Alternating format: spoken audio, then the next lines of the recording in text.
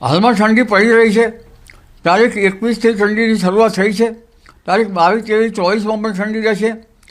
ઉત્તર ગુજરાતના ભાગમાં ન્યૂનતમ તાપમાન 13 ડિગ્રી સેલ્સિયસ જેવું થવાની શક્યતા રહેશે.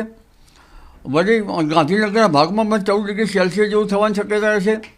રાત્રિના ભાગથી પરોઢના ભાગમાં ઠંડી વર્તાશે. આ ઉપરાંત રાજકોટના ભાગમાં પણ ઠંડીની અસર રહેશે અને સાબરકાંઠા પંચમહાલના ભાગમાં પણ ઠંડીની અસર રહેશે. ઠંડીની ગણતરી છે કે લગભગ મજબૂત 25 વિસ્તોપ આપતા તારીખ 27 પછી ઠંડીમાં ઘટાડો થવાની શક્યતા રહેશે. આમ છતાં પવનોના કારણે ઠંડીનો અહેસાસ થશે. ડિસેમ્બરના બીજા સપ્તાહમાં પણ એક મજબૂત વેસ્ટર્ન ડિસ્ટર્બન્સ આવવાની શક્યતા રહેશે. જાન્યુઆરીમાં પણ વેસ્ટર્ન ડિસ્ટર્બન્સ આવવાની શક્યતા રહેશે અને ફેબ્રુઆરીમાં પણ વેસ્ટર્ન ડિસ્ટર્બન્સ આવવાની શક્યતા રહેશે. ઠંડી હાલમાં ભલે નવેમ્બરમાં ઓછી પડી રહી હોય પણ ડિસેમ્બરની શરૂઆતમાં વાદળવાયુ આવવાની શક્યતા છે. કદાચ માવઠું પણ થઈ શકે. બીજા સપ્તાહમાં ફરી વેસ્ટર્ન ડિસ્ટર્બન્સ આવતા ઠંડીમાં વધઘટ થઈ શકે.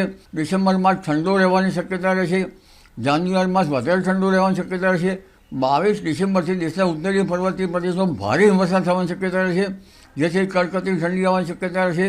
અને ડિસેમ્બરના અંતમાં તો હાડ થીજવતી ઠંડી આવવાની શક્યતા રહેશે. ન્યૂનતમ તાપમાન કેટલાક ભાગમાં 8 ડિગ્રી સેલ્સિયસથી ઓછું રહેવાની શક્યતા રહેશે.